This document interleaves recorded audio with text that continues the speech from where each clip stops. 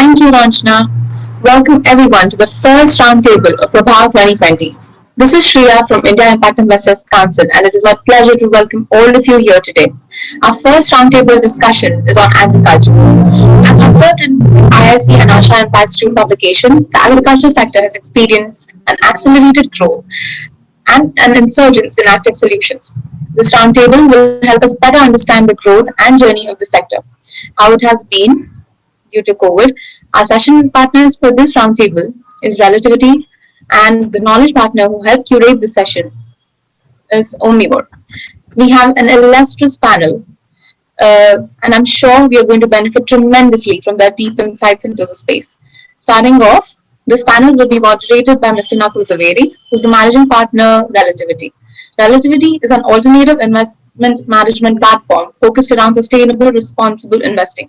They work with businesses who are purpose-driven, impact-oriented, and have a growth return focus. Next, we have Mr. Janesh Shah, Managing Partner, Omnivore. Janesh co-founded Omnivore with Mark in 2010. Omnivore is a venture capital based in India, investing in startups that are developing breakthrough technologies in food and agriculture. We have also been joined by Mr. Anjani, who is the Deputy Director for Strategy in India Country Office of the Gates Foundation, with past experience in investments in India and Africa across multiple sectors, including agriculture. The Bill and Melinda Gates Foundation works to help all people lead healthy, productive lives and giving them the chance to lift themselves out of hunger and extreme poverty. Then we have Mr. Arindam Datta, who is the Asia Head Sustainability Banking for the Rabobank Group. Rabobank is a Dutch multinational banking and financial services company headquartered in Netherlands. It is a global leader in food and agriculture, financing and sustainability-oriented banking. Our fifth panelist is Ms. Serena Vittal, who is an independent director on the boards of some of India's best-known companies. After 24 years in the business sector, she works on issues related to India's urban agenda and agri-markets. Earlier, she was a partner at McKinsey & Co., an internationally renowned consulting firm. We also have Mr. Jorrit, who's been working in FMO for over 13 years. FMO is a Dutch development bank structured as a bilateral private sector international financial institution based in Netherlands. FMO manages funds for the Ministries of Foreign Affairs and Economic Affairs of the Dutch government to maximize the development impact of private sector investments. Next, we have Mr. Luca Tor, who is the co-founder and co-CEO of Gava Capital. Gava Capital is a leading impact investing advisory firm in Spain, seeking to improve the lives of low-income communities by promoting investment in social enterprises whilst also providing a financial return to investors. On this panel, we have Sri Rajesh Ranjan, who is the CEO of NAB Ventures Limited, a wholly owned subsidiary of NABARD, National Bank of Agriculture and Rural Development, which is an apex development financial institution fully owned by Government of India.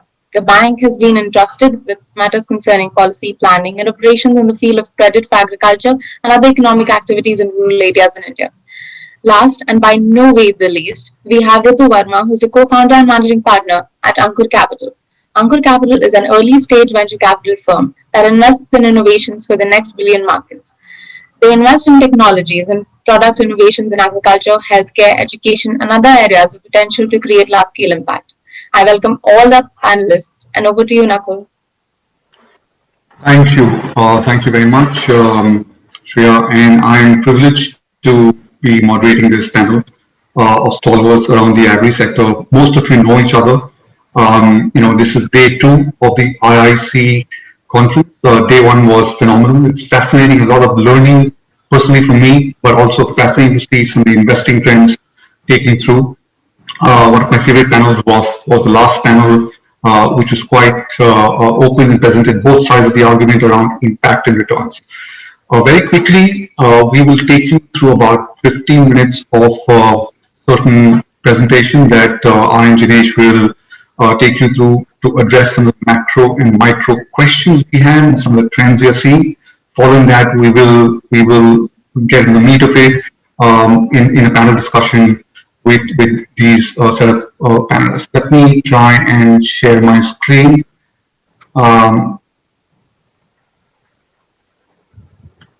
There you go. All right. I'm assuming everyone can see the screen. So I'm going to straight away jump into it. As you guys know, I'm part of Relativity. We are focusing on investing mid-market sustainable businesses which are shaped by mega trends. And for us, agriculture and food systems is one of the key sectors that we focus on. Um, the last year we have moved through significant issues. Um, we have we have looked at COVID as something that is, devastated the economy, and we are willing to move forward and take stock. Let me try and take you through that despite significant challenges, India essentially has transitioned to being a leader in some segments in agriculture globally. We have essentially moved beyond food, shelter, and clothing. For example, if you look at urbanization, we have moved from 83 million to 461 million. In smartphone usage, we are 370 million. Similarly, the vehicle density, we are at 22 per thousand. And interestingly, for the value of food produced, we are at 4.5x over the last 6 years at $261 billion. So all is not lost. Significant milestone for us. And I also want to point out the fact that we are leaders in production of food grains, in milk, and in horticulture, and we're the largest exporter of spices. India has made phenomenal strides despite challenges and multitude of challenges across different segments. However, the dependence on agriculture by the Indian economy is significant. As you can see, 16% of the GDP is from is of from agriculture compared to 1% of US. If you see, the employment segment is almost more than 40%. This is a worrying segment. We don't know where this will evolve. If you see, even Brazil has some stellar numbers, and China. So this is a very interesting takeaway. Let's go to the second slide here. When you're thinking about how did the whole agriculture sector evolve, you're talking about enabling the industry structure. And if you look at the timeline, which started from the late 60s on to 85, which was stage two, 2000 and present, a lot has changed, starting from policy to market to consumer awareness to availability of capital. But what this slide we wanted to address is if you compare the production growth and the productivity growth between India, USA, and Brazil, it's a very insightful play. For example, in the early 60s, India's production growth and productivity growth was not anything to talk about. But we have managed over the last 60 plus years to increase our production growth significantly, but productivity needs a significant work that needs to grow. In this timeline, there has been a significant impact on evolution of farmers, their livelihoods, on their ability to increase their income, and a lot needs to be done. When you look at the following slide, we're talking about the elephant in the room, which is the size of the land holding. If you look at India's got the second largest arable land in the world, and interestingly, the second largest production of fruits and vegetables and cereals. However, when you come to productivity, India is nowhere close to ideally where it should have been.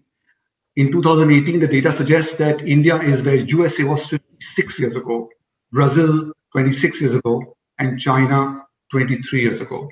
And therefore, productivity, and yield needs to be significantly worked upon. And the last is while USA and South America are significantly different in terms of average land holdings, Southeast Asia usually is at about 2 hectares. India has actually halved over the last 40 years and is showing a decreasing trend. Something that I definitely want to ask the panelists about their view on consolidation versus deterrent of India's agricultural growth. We very strongly believe at Relativity that mega trends will transform the industry structure, and the confluence of these mega trends are becoming more real now. What is supposed to happen over the next 5 years has happened in the last 5 months. And therefore, when mega trends, you look at some of the biggest challenges and opportunities of the society. We believe three mega trends, which include demographic shift, climate change and increasing use of technology are very, very relevant for the agri value chain and impact materially on risk, return, and growth, and will also impact significantly on farmer livelihoods. So if you look at the large, medium, and small impacts over the short and medium term, for example, demographic shift will have a very large impact on the nature of employment. Climate change, while have an immediate impact on safety and logistics and traceability, we believe ecological footprint needs to be addressed, which will have a very large impact. And lastly, increasing use of technology. A lot has been spoken about data in the short term, but automation and mechanization will have a very long-term impact across the significant part of the society. Um, we believe climate smart agriculture will need to mitigate climate change risk. And therefore, when you talk about two data points, our Amazon rainforest and its GHG reduction, in 1 year, we essentially emitted more CO2 than the Amazon fires when we had crop burning in 2017. And I believe the crop burning season has started. I think there was in the news headline just yesterday, the Chief Minister of Delhi is looking at addressing this crop issue going forward. With climate change comes challenges around agriculture, water, irrigation, employment. However, there are opportunities that are exciting to us and opportunities around energy, automation, employment. And this is a very exciting time for all of us to be because the capital is very clearly available to address some of these aspects. Going forward, we believe to build food systems, you need to meet the increasing demand while remaining profitable and sustainable in face of climate change. It's a very important aspect of the climate smart agriculture. Demographic shift is a very interesting insight, will impact consumption and production, will impact food security, rural economy, and employment, essentially impacting urban and peri-urban agriculture. But if you look at food security, it's a very interesting data point on pulses and cereals. In pulses, we essentially had a negative growth over 5 years. Um, and in cereals, essentially, from 5 years to now, we almost had no growth. So the question is, would shifting consumer preference to high-value nutritional products materially change consumer basket? The second is employment. Almost 33% vacancies existing in Krishi Vikas Kendras across India. There is 10% more internet user in absolute numbers in rural India than urban India. And non-farm income is 3 times more than farm income in India. So the question again raises is, will increased tech penetration allow development of non-farm ecosystems? And the last is when we talk about growth in gross value, while crops literally degrew, livestock and fishing had material increase. And therefore the question is non-crop segment really the growth driver in the coming years? I'm not going to talk too much about tech. Tech is here. Tech is changing the way we are doing businesses, the way we are consuming, and the way farmers are farming. We see trends across plant science, farm automation, and informatics really driving the tech orientation in India. And some of the investors today on the panel have already invested in companies that are taking on the data model and the science model into newer hemispheres. Uh, my last slide talks about institutional capital and the flow to it. When we spoke about the land holding, if you see, almost 70% of India's agriculture household is less than 1 hectare, which is essentially giving them negative returns. Only 30% of total farmers make positive cash flows on a monthly basis. And therefore, it is a very important understanding about what is the biggest deterrent. From a risk capital perspective, massive capital is flowing on the agri-tech side. We are seeing significant traction, not only globally, but even from an India perspective. And the last is from an impact perspective, all of this are impacting number of sustainable development goals. We are very excited to see the impact has a very low-lying fruit to be captured. Impact can be done materially to a large section of the economy. Farm incomes, farm livelihoods, and rural ecosystems can be built going forward. Thank you for this. Jinesh, I'm going to invite you to take over, please. Thanks, Nakul.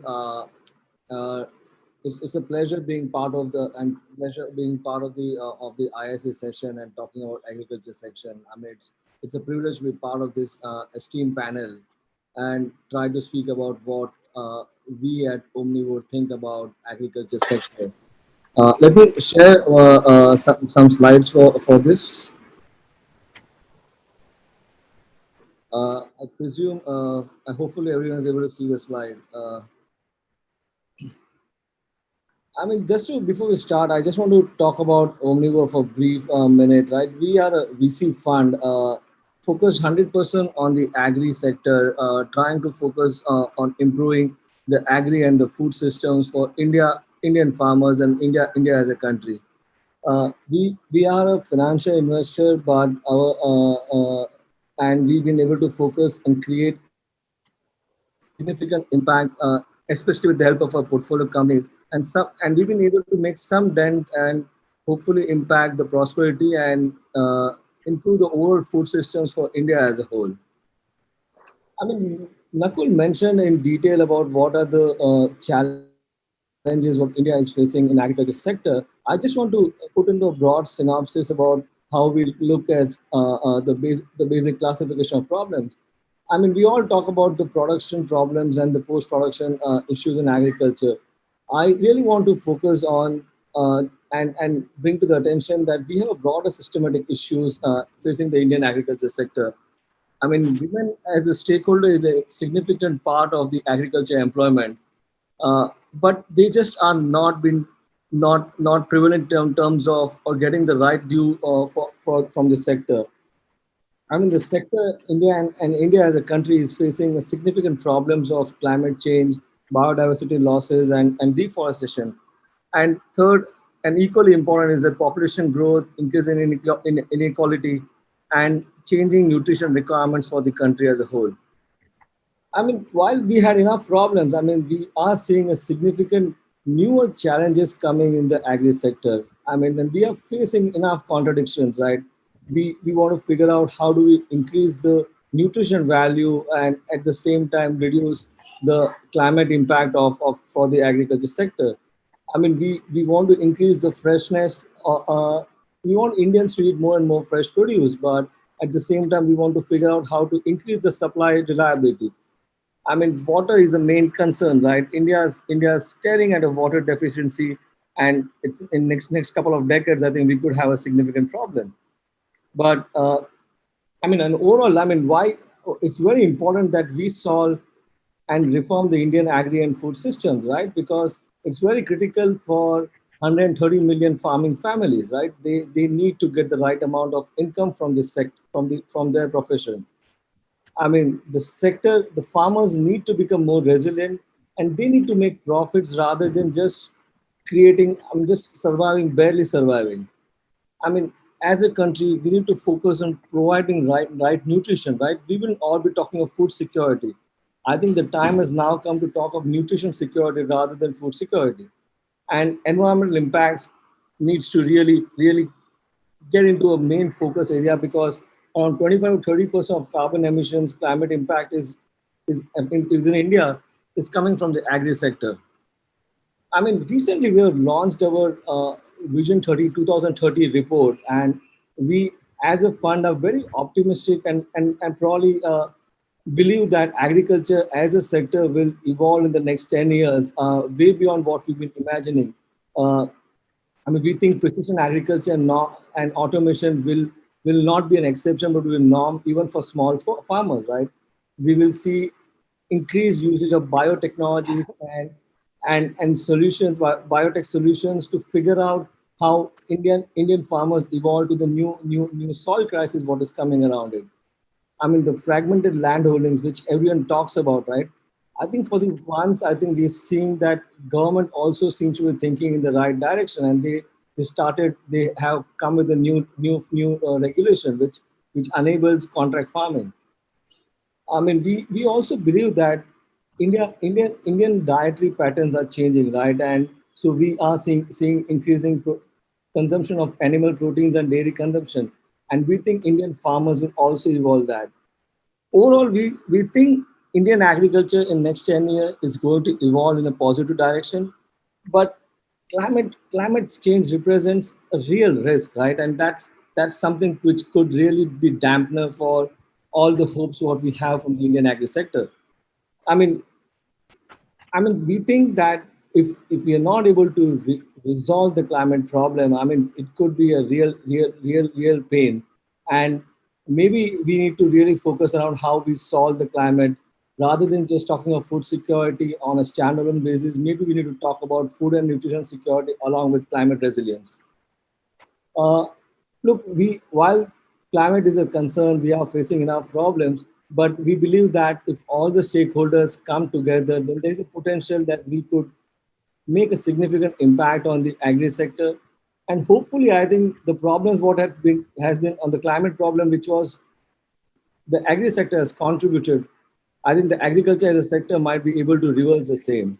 Look, we think a lot of sustainable technologies will come in the next decade, but I think we all stakeholders need to focus and work together to improve the same. I mean, and while we are working on improving the sector, I think we should always remember that farmer is core to what we do. And I think if we keep farmer as a core and create solutions around that, I think hopefully we'll be able to create a positive future for the Indian agriculture. I think with this, I think we have broadly set the context for our panel discussions, and I'll let Nakul take it over from this. Thank you, Jinesh. Excellent data points. So panel, if you guys are ready, I'm going to jump in directly to some of these questions here. Let me start with impact on the rural economy, right? I mean, all of us know that agri uses 85% of freshwater resources, contributes 20% GHG emissions. Large amount of soil degradation happens due to fertilizers. Um, However, one of the key aspects that we keep on talking about is the size of the land holding. And I know some of you have interesting views on this. So if India can be called the laboratory of impact investing for the world, can she become the laboratory for small farm holder led innovation to the world, right? Can we try and see, or do you think this is going to be a deterrent going forward in terms of productivity and essentially increasing farm incomes?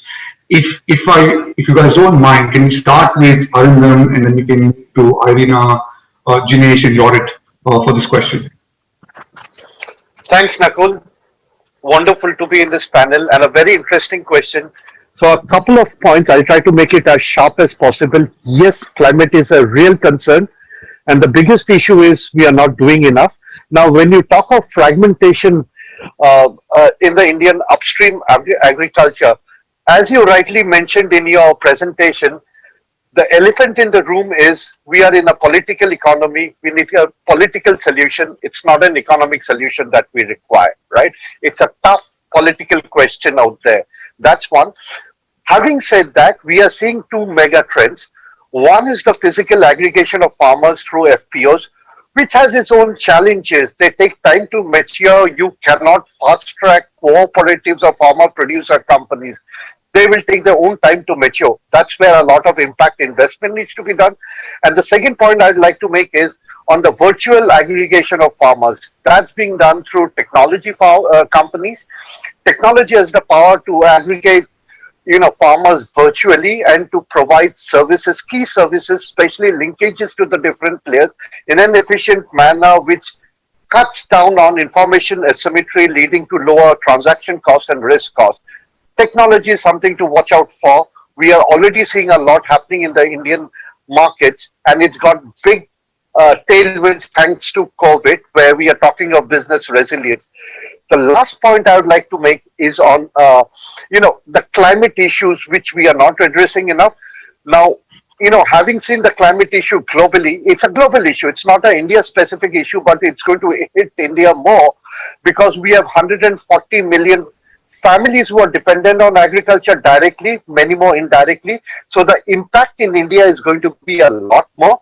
And having said that, again, I feel It's going to be technology which is going to provide the solution, for the simple reason that when we talk of specific solutions for different commodities in different parts of the country across agroclimatic regions, it's just too complex and too much of information out there. How do we disseminate all the information and ensure that the climate smart practices are being done at the farmers level for soil, weather, water? Without technology, it's simply not possible. So the bright spot out there is technology solutions are being built up, but the big question that remains is, we all love to talk about, our love for smallholder farmers, but smallholder farmers are not paying for the technology. So the tech companies are moving to supply chains to get the payments in. And second concern I have in the Indian market, in any smallholder economy, is if you look at the large procurement companies or the large input players, they all work through dealers and do not connect with the farmers or invest in the farmers' field, except for niche crops. I'll just stop there. These are huge concerns, but technology may provide us the answer and the solutions. Thank you, Nakul. Thank you. Thank you. Irina? Irina, you are on mute. Thanks, Nakul. I think the size of land is a bit of a red herring. First of all, I think agriculture across the world is a tough business. I mean, I think everybody here knows that the average farmer in America, who's large, gets a lot of subsidy, has suicide rates. Sorry, Irina, can you be a little loud? Can you hear me now? Yes. This technology always gives up. Right? I was saying that is this better? Yes. Yeah. I was saying that the American farmer with large land holding with a lot of subsidy has suicide rates which are 3 times that of the average American. And the Indian farmer, is the most amazing businessman that we have in a country which has a lot of amazing businessmen. But I don't think the issue is only land holdings, because if you think about agriculture in India, 35% of agriculture now is dairy and livelihood, is poultry and meat, which has nothing to do with land holdings. 10% of it is oil, which has nothing to do with land holdings. Another 30% is horticulture, which on 10% of the land of India produces 300 million tons plus. And this has doubled in the last 14 years. And I was talking to a Chinese drone player 2 weeks back. They are using drones in China now to do precision farming. And I was laughing and telling him our farmers do precision farming in any case because they have small land holdings. So I think land holding is a bit of a red herring. And we do have 13 million farmers who have 2 hectares plus, of which almost 0.5 million farmers have more than 10 hectares. I actually think the challenge in agriculture comes from a slightly different things. One is it comes from our crazy fixation with inflation. We have a monetary policy which makes low inflation good. 50% of retail inflation is food and agriculture output. What is low inflation for urban India is low income for the Indian farmer. And as still we remain fixated on making sure that the poor Indian farmer subsidizes the rest of the country, we're never going to value the produce of the farmer. And this must be, I mean, if you look at the US, they talk of food deserts as parts of big cities where there is no fresh food and they only get cheap processed food. If you look at India, fresh food is cheap and processed food is expensive. So the first barrier, I think, in agriculture in India is we don't price our output right. Even when the farmer doesn't impute cost of his wife working or him working or impute the cost of land. The second thing is, I don't think we invest enough in the value chains and in downstream. If you look at horticulture, the problem for horticulture is value addition and conversion of the crop into forms that can survive seasonal variations. We haven't seen that. We also are very blatant about making sure that downstream players like QSR or retail don't necessarily get formed. If you look at poultry, by the way, 60% of which are small farmers who are attached to large integrators, their big issue is till such time that India gets rich, can we export? Can we have FTA? Like meat, we haven't really got our act together on that. We haven't sorted out our slaughter laws in our big cities, which allows chicken to be chopped in the middle of Dadar and South Delhi. The moment you stop that, Thailand switch to process. So we have those kinds of issues where we don't provide the enablers for downstream and value addition to happen. Third, is we don't invest in technology. On paper, we have 2.5% of India's GDP in the form of subsidy, fertilizers, food, electricity, water, now farm loans, 6,000 rupees to the individual. And the government invests in technology less than it invests in space research. And I remember when China took off in agriculture in the mid 70s, and remember they first liberalized agriculture and then they liberalized the rest of the economy. Within 6 years, we had more people, more scientists working in horticulture research in China than the rest of the world put together. In a year, they produce more versions of tomato seed than India has since we got independence. We don't input into seeds, we don't input into technology, we don't input into water, and water is about water user associations and systems of that kind. So I agree with Arindam that a lot of it is technology, but a lot of it is also we don't think of these inputs. We don't think of the packages of technology, input, credit, risk management as important levers. And finally, we don't invest in infrastructure. A farmer in India will tell you that he will pay for water, he will pay for power, provided he gets it when he needs it. He's sick and tired of the subsidy regime that allows our government to get away without giving him what he really needs. We need roads, we need power, we need water. If we got these things right, which is pricing, investment in the downstream, investment in technology, and in infrastructure, the Indian farmer is as good as any other farmer to be able to create sustainable income for himself and make India food secure and one of the largest exporters of food in the world. Thank you, Irina. Some very interesting comments there. Jinesh,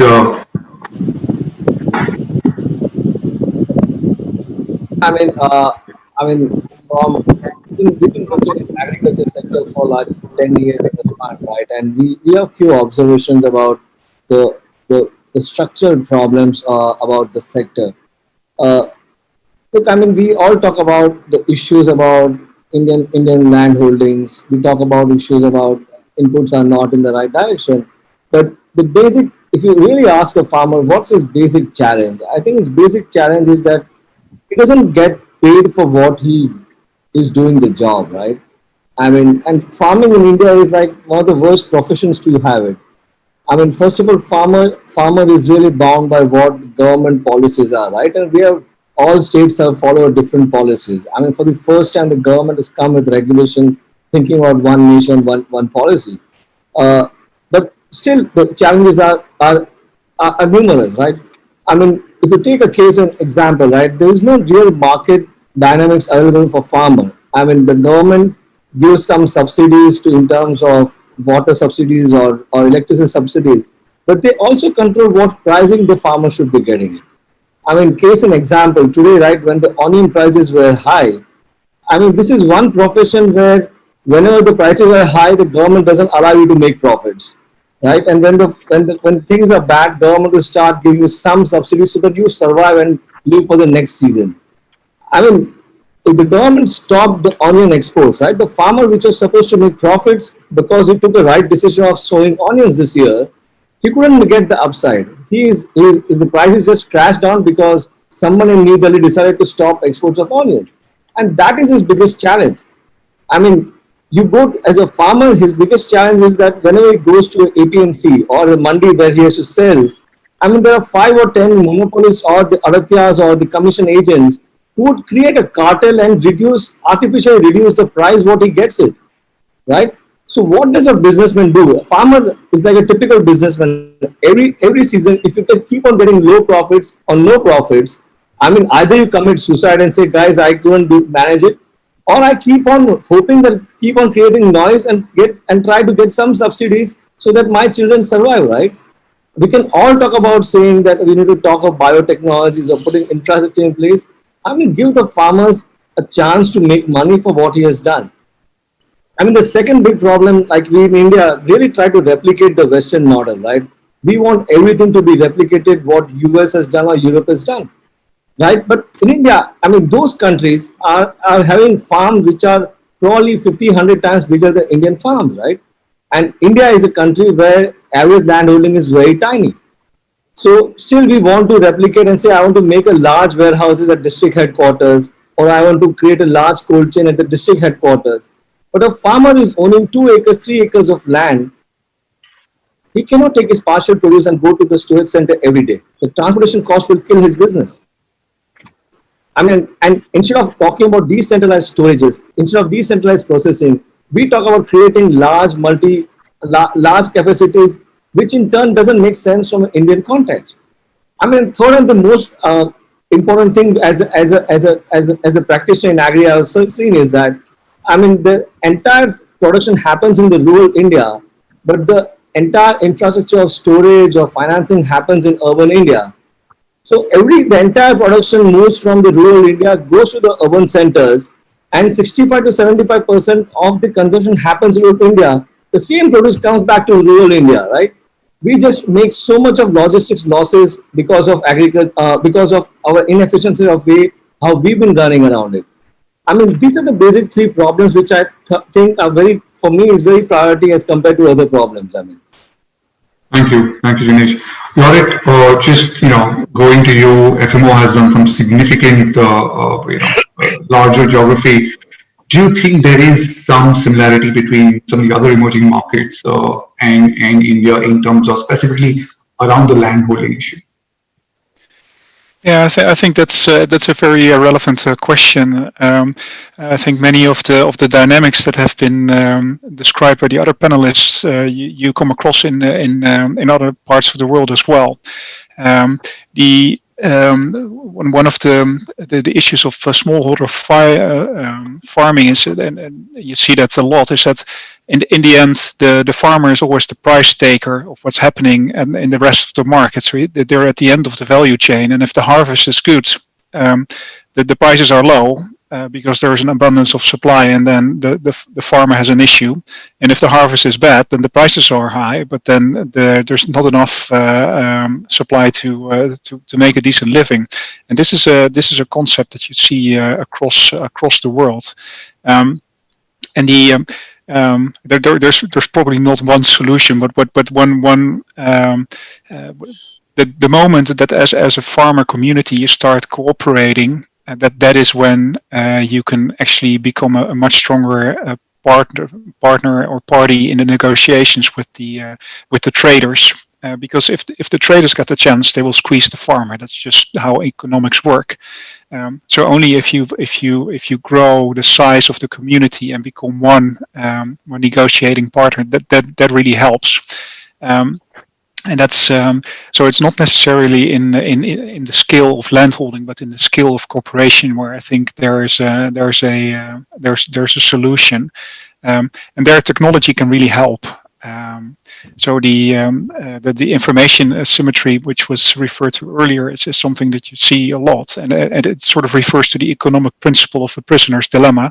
If you don't have the full information, you will make the choices which are the best for yourself in the short term, while the community as a whole will benefit more from the cooperation. But if you don't know that, if you make sure that you negotiate together, that in the end everybody will get a larger price or a higher price, and everybody benefits more. That's what's stopping the development of those processes. And I think their technology can really help, because if the technology can connect the farmers in order to be a stronger partner in negotiations, that's going to make a difference.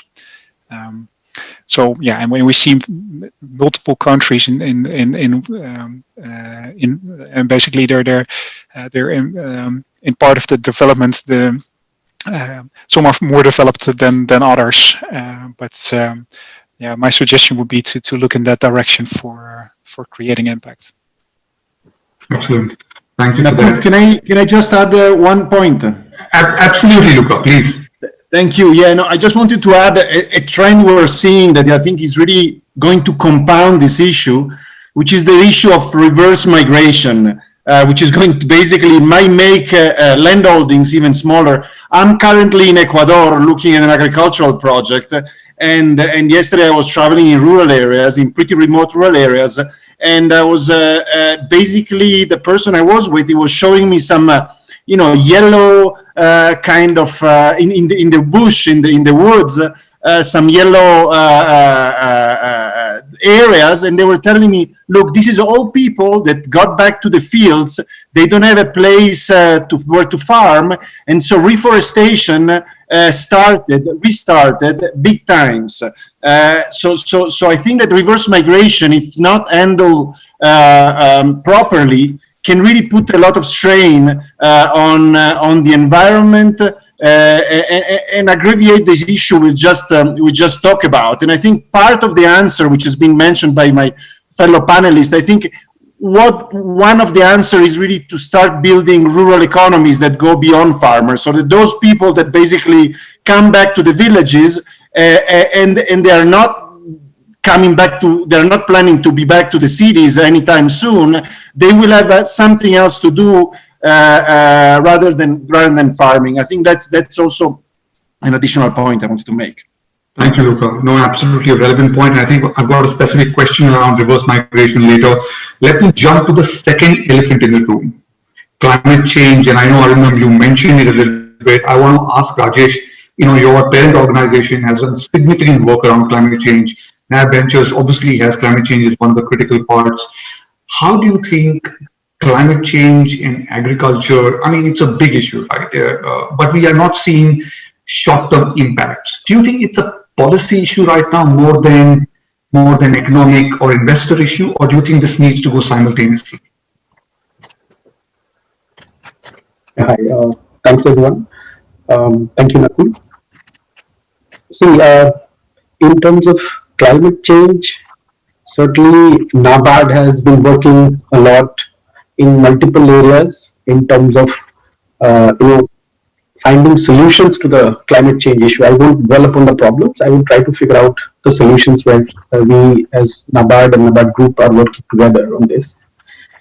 We are focusing a lot on climate smart agriculture, and one of the important components there is water conservation, certainly. So along with KFW and other DFIs, NABARD has been working really hard on the watershed management projects at the local decentralized level. I think there are areas in order to mitigate the climate change issues, at least on the agri input side, apart from organic farming and stuff like that. And more pressing would be to move away from this penchant for rice and wheat only cultivation.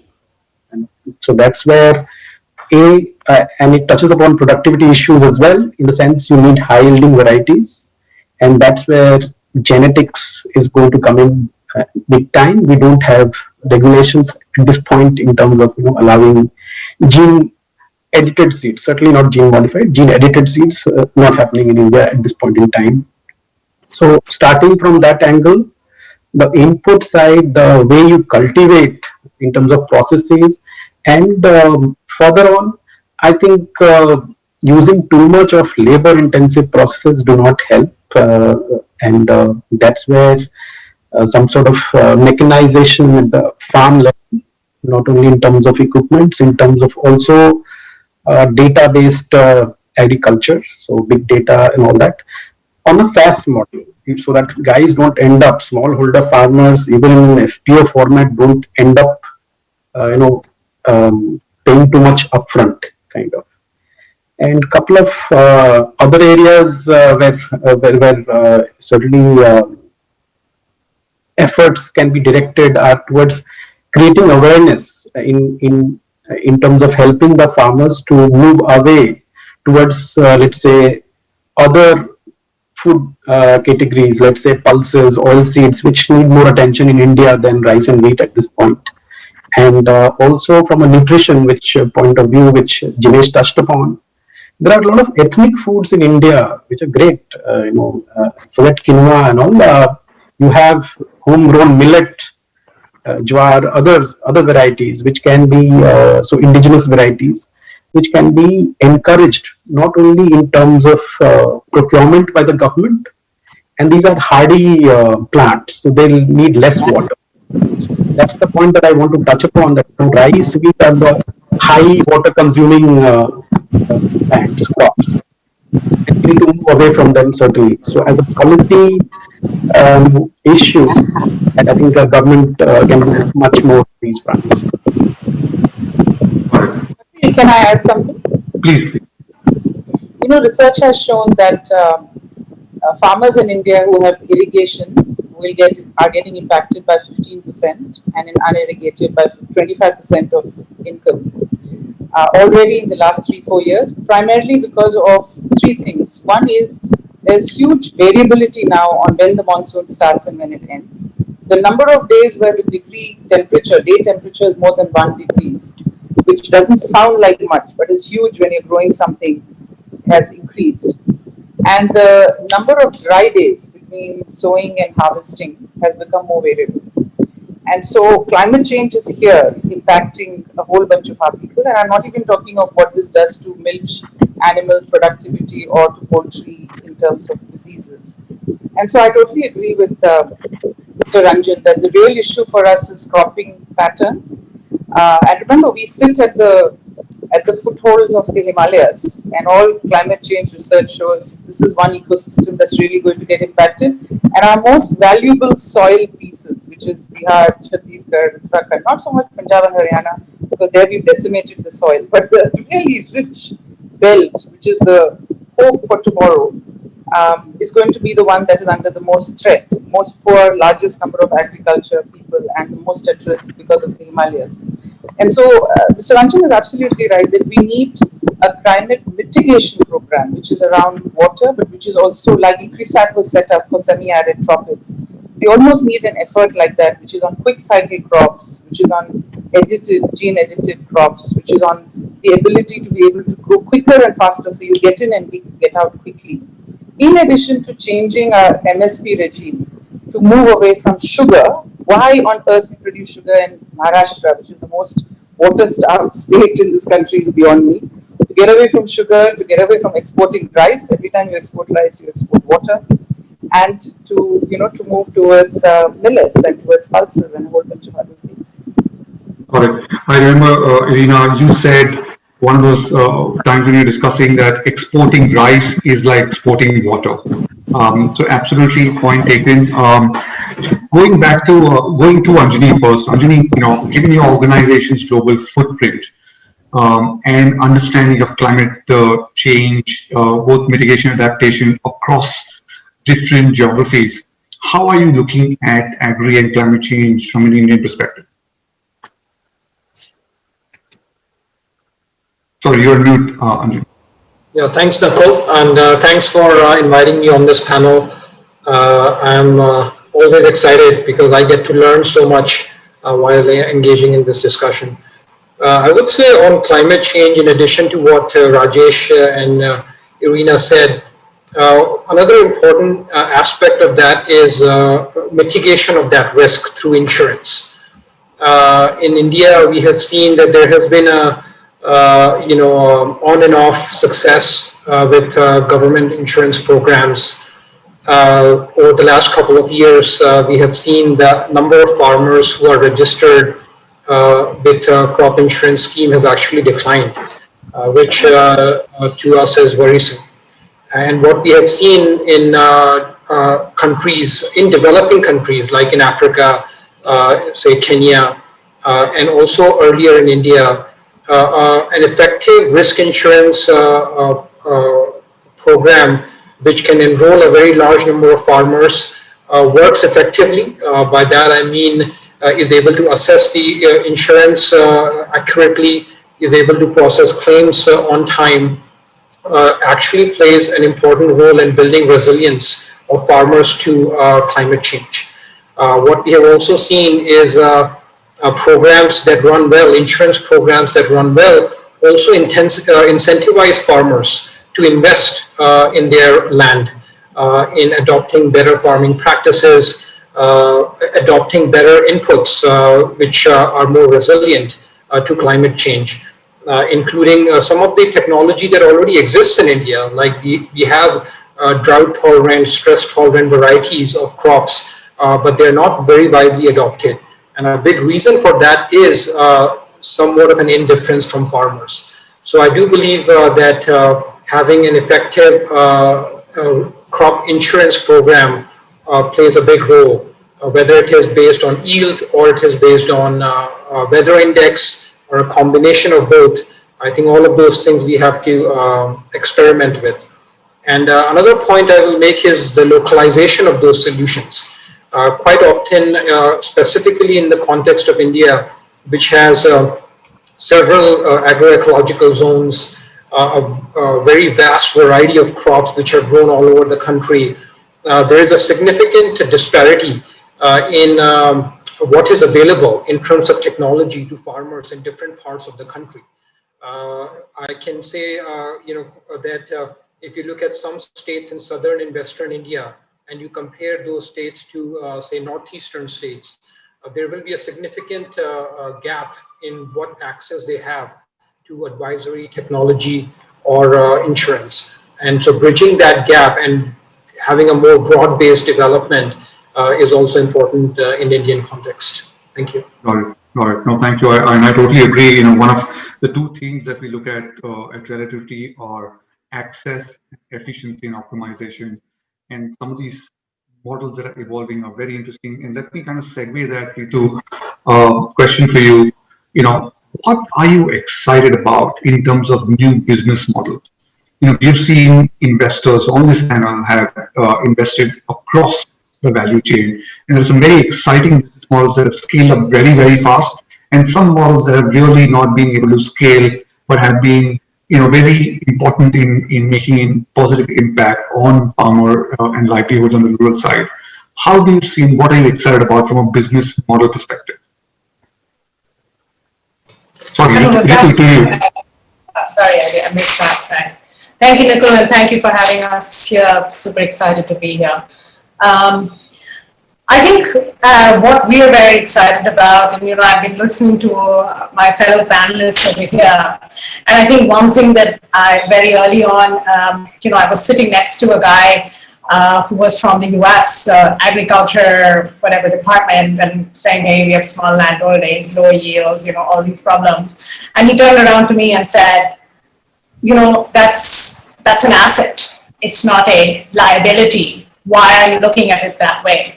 So that's what I'm excited about. And I think that what's exciting about that is that today we are sitting on tools and technology-led tools. And by technology, I mean both digital technology as well as, hardcore science-led technologies that we can actually turn every small farm into a garden.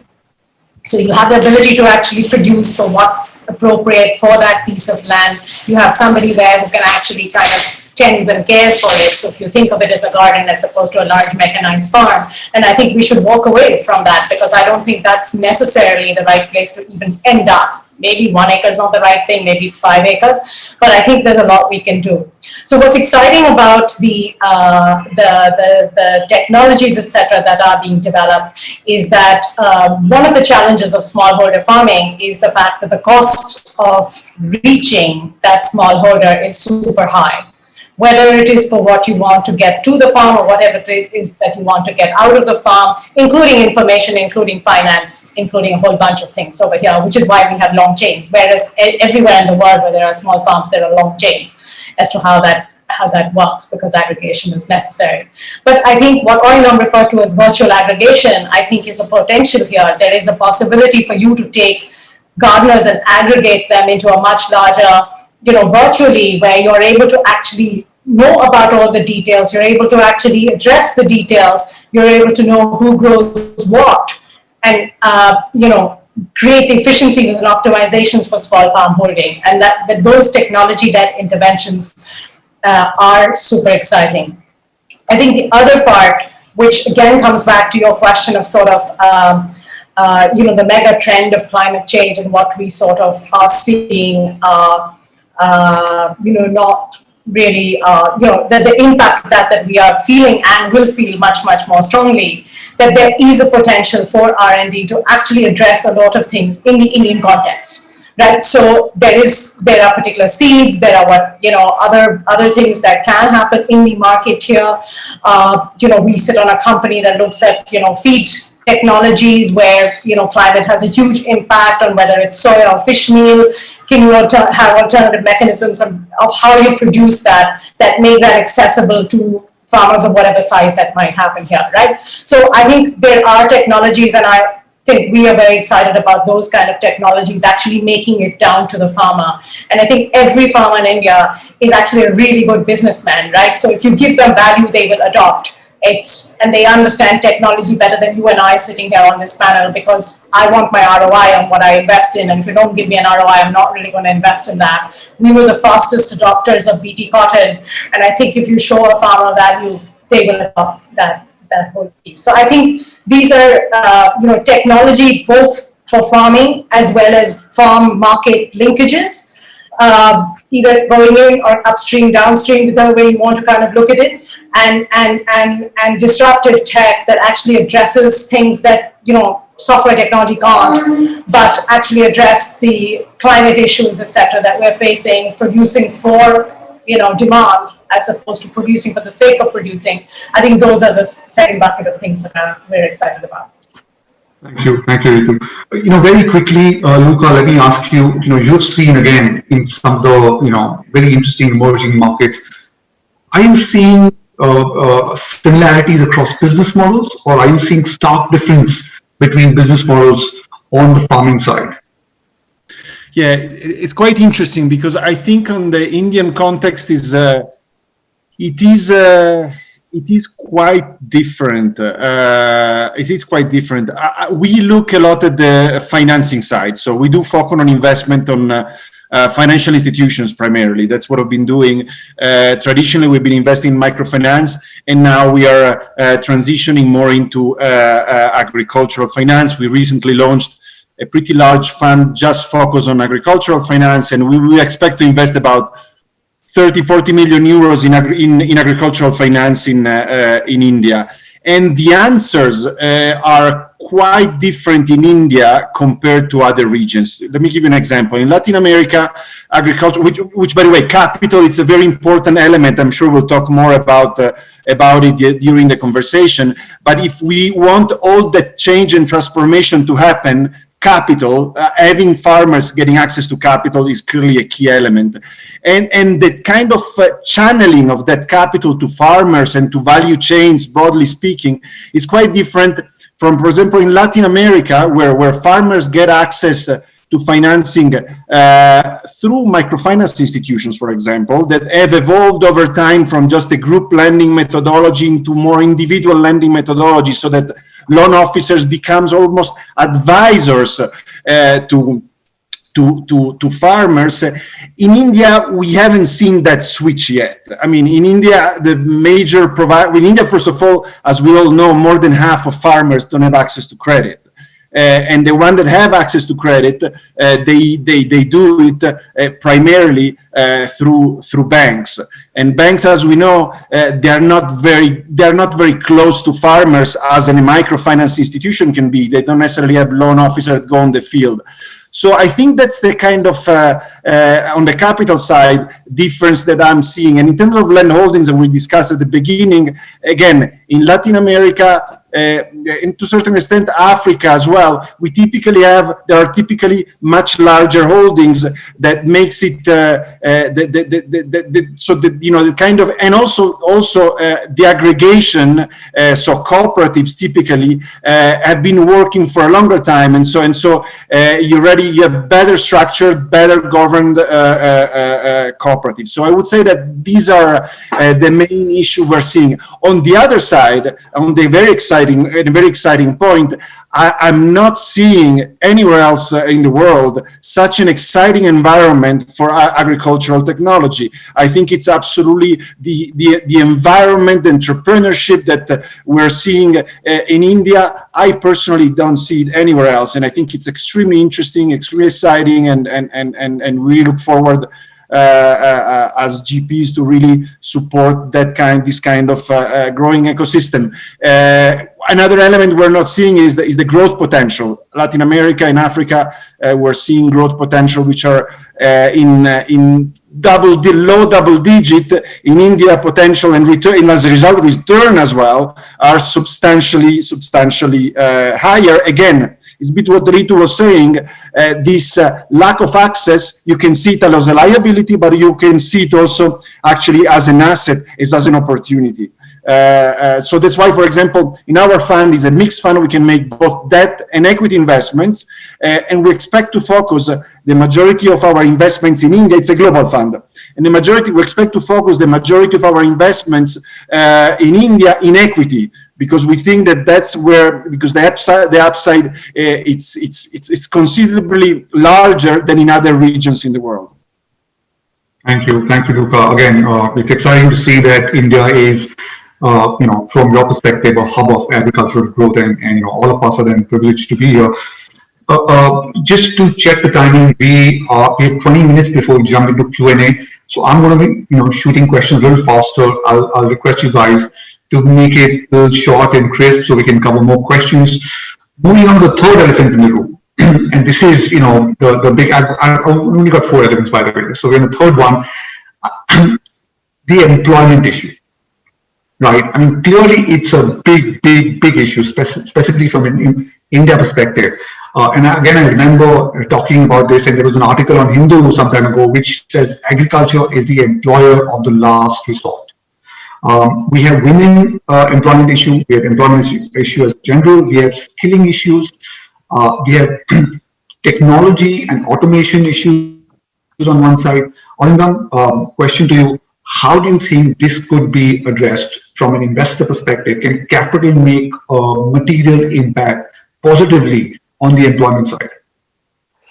Well, Nakul, frankly, I was not too clear about the question, but let me try to address whatever I have understood. Now, when you're talking of employment, we are talking of a rational employment in the agriculture sector, I feel. I think it's very easy for us to be sitting here and talking about what the farmer should be doing or what percentage of the population should be in farming.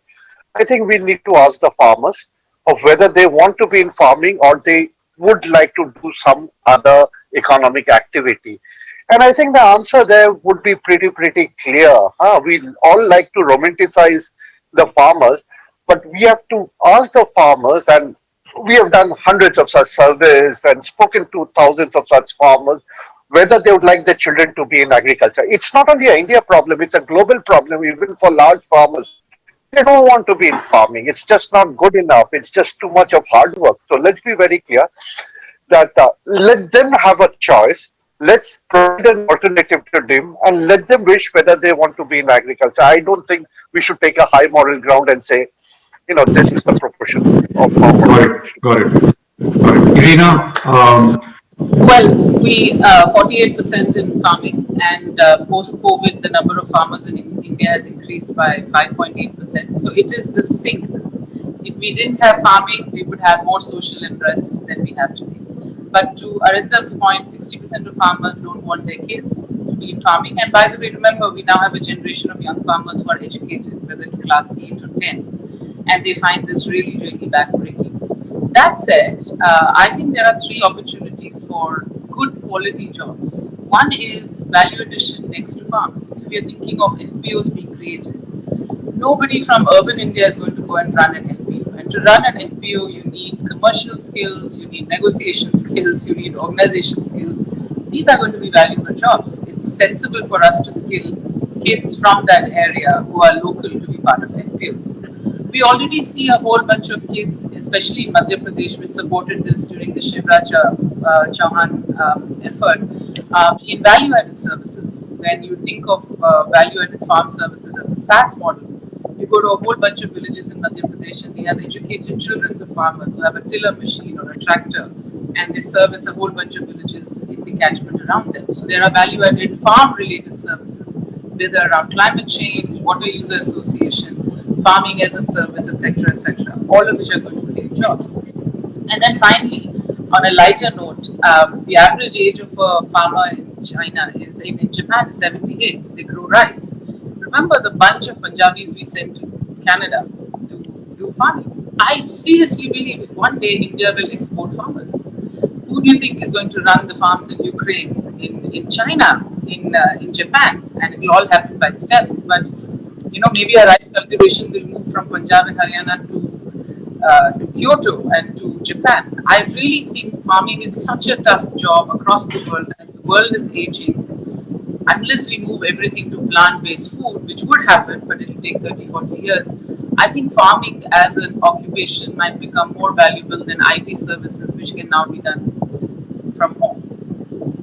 Got it. Thank you. Yorick, from FMO's perspective, when you are talking to GPs, when you're talking to investors or portfolio companies, is employment a very material metric that you ask for investors to create?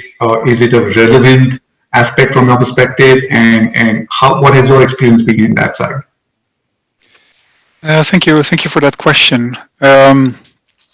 The funny thing is that we do measure employment created as one of our most important impact indicators, but it's also a little bit by lack of a better one, because the main objective of the investments that we do, or the investments that we like to do through the GPs that we support, is not necessarily the creation of employment, but it's the creation of economic value. And in some cases, when you invest into a technology, or when you invest into the value chain of agriculture, you may not create more jobs. You might even invest in a technology which in the end, in a certain part of the value chain, will lead to a lower amount of jobs, but in the end will create more value in the value chain. So it's basically the value attribution to the economy as a whole that we are trying to support. And in some investments, and with some funds, fund investments, that will lead to more employment, but not always. And I also personally believe that as a development finance organization, it is our job also to try to, if we do focus on job creation, that we should try to focus on jobs which require more skills, and which eventually will bring society further.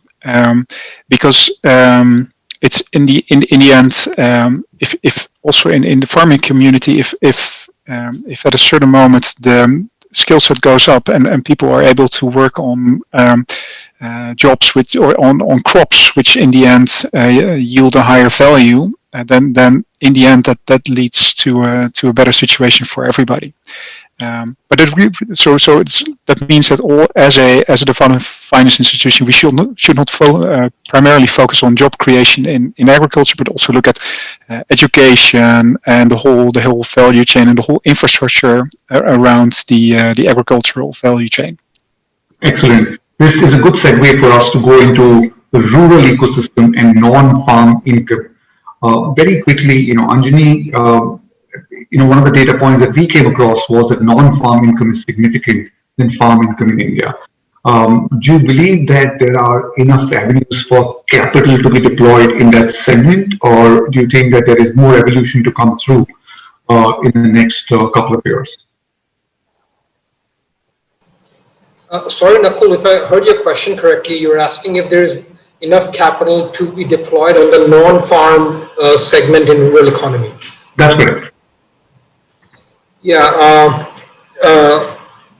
So I think definitely with changes in technology, one of the sectors which is increasingly penetrating rural economy is e-commerce, both in terms of the reach of logistics and supply chain infrastructure and business models into rural economy, and also connect the non-farm producers in rural economy into urban markets, whether it is processed food industry or handicrafts. There are business models which are coming up in rural economy, which now have access to markets which they didn't perhaps 5 years before.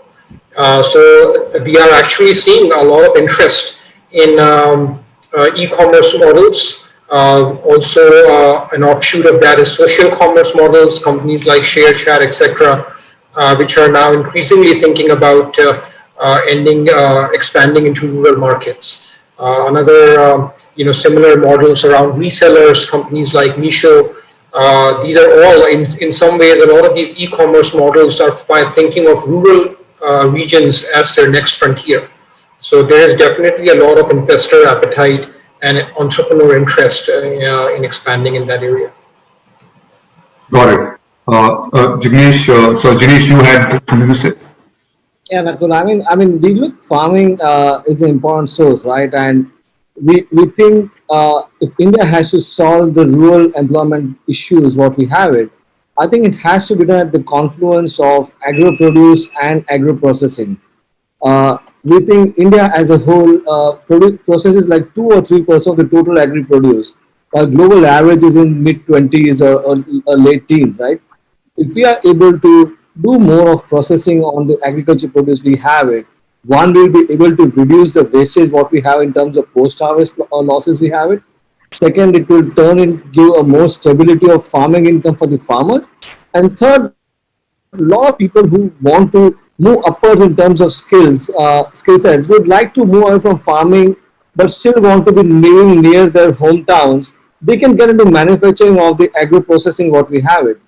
I think India probably has missed out the standard in manufacturing as what we had it the revolution. But I think since we are a reasonably decent agri powerhouse, if we are able to garner part of this process, to take part of the produce and start into agro processing, I think we'll be able to generate enough employment in the same. And I think investment should not be a constraint. I think money will flow if there is a need to. Got it. Got it. No, absolutely. And we believe the same. Very quickly moving on. Sorry, Ritu, yeah. Yeah, okay, okay. Ritu, after Rajesh, you can go after Ritu. Sorry. Right. I'll take it. Thank you. So, see, in terms of coming to the non-farm side, right? A farmer is in India. We have 2 seasons, 2.5 maybe. So, in between, the farmer typically supplements his or her income with livestock and other non-farm activities, and then there are rural artisans, so a lot of artwork, handicrafts and stuff. I believe apart from all these, there is no Amazon for rural handicrafts. There is no platform for let's say a book my buy kind of thing, which is there for Baba jobs. More of that; those are required. And certainly, if you look at experiments in China and in India also, it's a Taobao experiment. So there, a lot of rural e-commerce, which Anjali touched upon, it's not one way that guys are buying from manufacturers or produce. Rural guys are actually getting market linkage through e-commerce platforms. So they are buying produce from urban areas, and then they are also selling from rural to urban areas. Or there are models wherein why should a farmer buy soap which is manufactured in a different state? More of local e-commerce. So those are the areas where I think a lot of rural folks, including farming folks, can be involved. The younger generation who are more tech savvy, and another opportunity could be in terms of village level entrepreneurs. Right? There are a lot of agri-tech companies, food tech companies, and so on, peddling their software products and whatnot. So these village level entrepreneurs actually are the ones who act as the final last mile delivery guys. So those are opportunities apart from education, which Luca touched upon. A simple thing like spoken English should be encouraged, certainly if you have to move people from farm to non-farm or urban sector or industrial areas. So that's where Make in India needs to take off. And what Prime Minister Modi said actually makes a lot of sense, vocal for local or Atmanirbhar. So, we need to do that develop the local ecosystem, and that's where I think a lot of answers to the rural problems can be found. Thank you. Nakul, can I add one Sorry, more? Ritu had something. Sorry, Luca, Ritu had something for that. So all I was going to say is that farm, slightly off farm, agri processing, at the end of the day, We have a lot of people, we have to decide what an average, income level that we're targeting over here, right? And there is no question about the fact that there has to be alternative industry that has to come up. Ideally, distributed alternative industry that offers employment potential, which is possible today, and we're seeing some of this happen with Jinesh sitting somewhere else as opposed to Mumbai. That these things have to come up to prevent just an urban flood of people and the living conditions, etc., that happen. But the alternative economic activities have to get created, right? So whether it's Make in India, whether it is gig workers that can work out of somewhere else for other people, but there is no farm income. Just at the ratio level will not work as to what we have today. So that alternative non-farm job creation is critical. Okay. Sorry, Luca. Yeah. Sure. I just wanted to add one additional reason why I think that building a rural economy is absolutely essential. I think there has been a lot of emphasis on doubling farmers' income over the next couple of years. But it's important, it's not only about the income number, it's about the quality of the income as well. So how resilient that income is, how stable that income is. And I think one way of making that income more stable and resilient is diversification.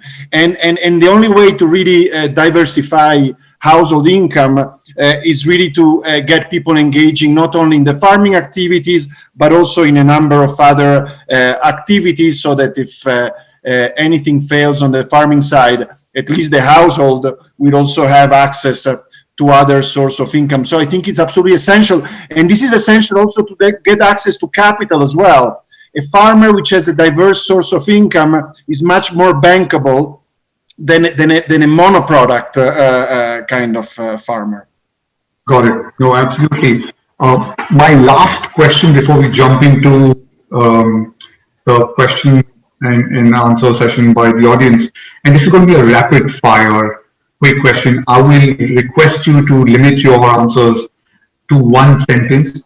My question is, what is that one concern that you're worried about from an Indian agricultural aspect, both from an impact and what is that one opportunity that you're excited about?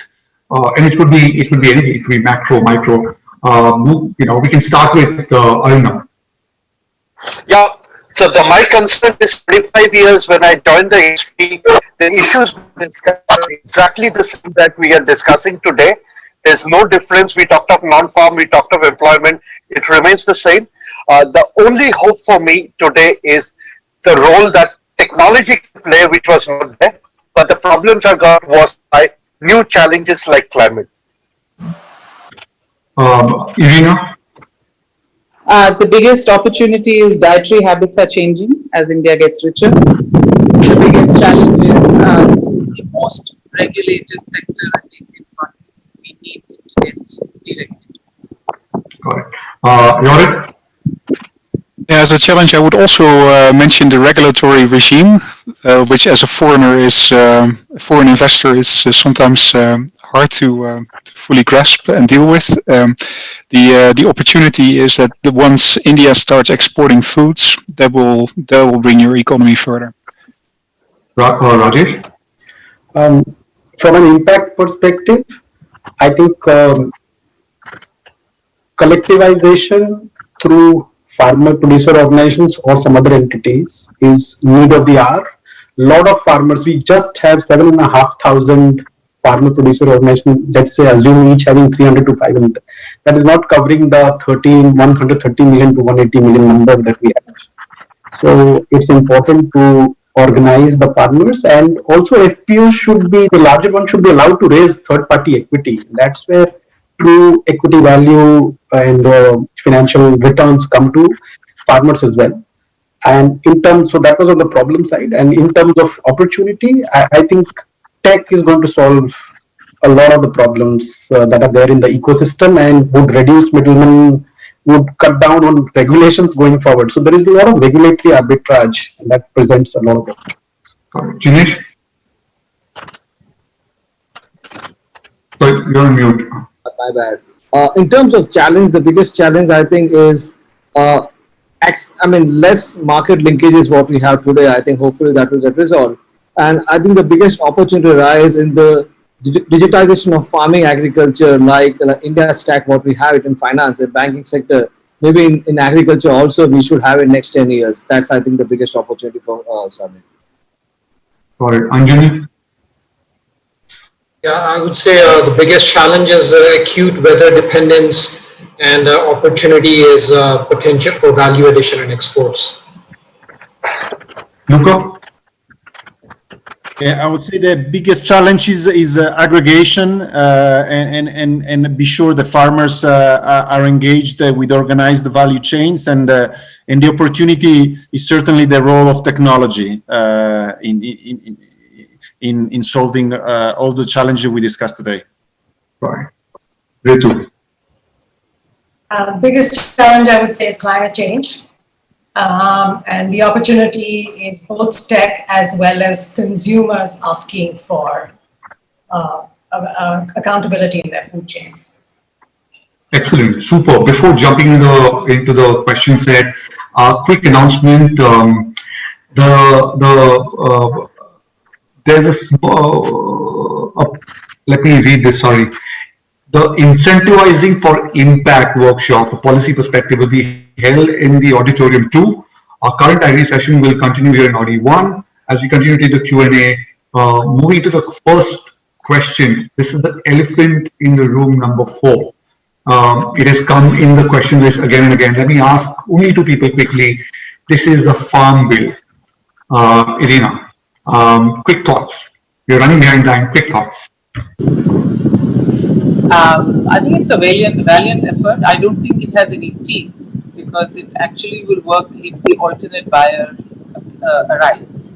And second, I wish we had strengthened the current mandi system rather than created a tax mechanism which incentivizes it, maybe inadvertently, to die. Because at the end of the day, the 7,200 are a good place. They might not be perfect, but they are good. So always better to improve an existing system than to discard it. But even if you changed all of this, the same adults, by the way, are not the villains of Indian agriculture. I used to think 30 years ago they were, but they are not. They are the ones who are going to be the representatives of the buyer. So what have you done? You've just shifted the chairs on the deck of the Titanic. Arindam? I would say it's positive for technology players. It's positive for some of the private players. Whether it's positive for farmers, as Arina said, the jury's still out. Time will tell. Okay. It's not an easy answer. Understood. If anyone does not have any input on farm bill, my second question is around exits. You know, the question is that there has been significant and rapid movement around investing in startups in the agri sector. How should one think about exits? Are you seeing enough exits? Are there depth? For Jinesh and Ritu. In terms of exits, I mean, the first portfolio of ours, we have got 2 structured exits. One led by 2 strategic investors. One is a European investor, other is an Indian strategic company. What we have seen, Nakul, is that if you are able to scale up your companies to a reasonable level, I think that in food and agriculture, the mid-market M&A is very active. It's not that you require a unicorn. So if your greed is in control, I think you can get a mid-market M&A exit. I mean. So I think it is too early for exits over here. They definitely haven't been mega exits in this space. But I would argue that this, the space is, to call agri one sector is a bit of a misnomer. There are multiple different pieces to it. I think that, it's just started. It's about 4 years old, literally 4 to 5 years old, a lot of the investments that have happened. But I have no doubt that there will be exits because there are all sorts of different players that are interested in this space. Having said that I'm not on the same page as Dinesh. I think the M&A exit scenario in the Indian context is, it's where, that that's not the acquiring to grow is not really the DNA of a lot of Indian corporates. here, and hopefully that changes going forward. So I'm optimistic about that. But I would say today it is more large players from outside India, etc., that are used to doing and playing in the space. But the Indian ecosystem is still evolving in that. Got it. Question for Luca and Rajesh. The world is moving to plant-based protein. Should people still invest in animal-based protein industries? And how should one look at plant-based protein value chains? Well, I must admit that we have not evaluated a lot of protein opportunities at this point in time. We have invested in agri-rural fintech, and we just invested yesterday in a digital platform for agri-input and output selling. But to my mind, clearly the headwinds are being faced by the animal protein sector, certainly. So I don't have much research on, and without research, I don't opine much. That's my habit. Thank you. I think same here. Although I have to say that plant-based protein certainly is key to a lot of the issue we discussed, including climate change. I mean, it's absolutely key. We're seeing in other countries. I've seen. Just yesterday, in fact, here in Ecuador, I had insect-based snacks, which are produced here in Ecuador, and this is not plant-based, but still, it's an alternative kind of proteins.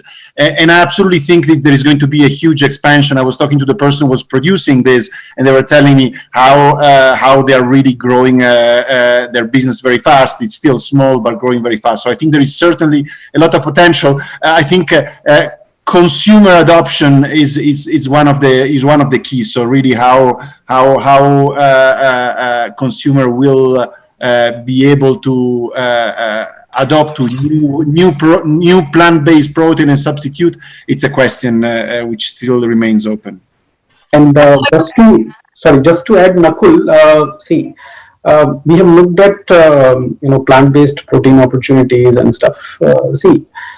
The valuations are too high, and there's a lot of hype. There's a lot of story being built around. And being disciplined investors, we typically avoid that. So we are not the right guys to back. So that's why we don't research much on that. Please. India sits on I think plant-based proteins are here to say, not to say that animal proteins are going to go away. And these are being driven by consumer trends, right? So India has been a plant-based protein consumption. 70% of India is non-vegetarian, but we are flexitarians, as it's called. Right, so I think there is an opportunity, and you see a growth in protein consumption in India. You see a protein consumption change outside India, which is being driven from sustainability reasons, from animal to plant-based protein. And there's a lot of advances that have been made to work with plant-based proteins to get the texture, taste, because the consumer is not willing to compromise that, and we're at seeing the cusps of that.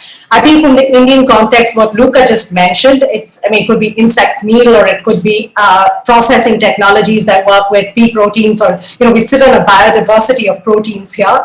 That I think to be being a supplier in the world of these of plant-based protein meal, if I may call it that, which then gets incorporated in different kind of meat forms, is an opportunity that we sit on here.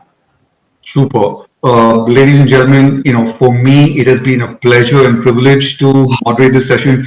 A lot of learning for me, a lot of takeaways, as a sustainable, responsible investor, specifically focusing on mid-market growth. We are very, very excited about the opportunities in the agri and the food systems. We look forward to interacting with all of you. We are 6:47, 2 minutes into the other session. So sorry for that. And stay safe, everyone. Shreya, Mike, over to you.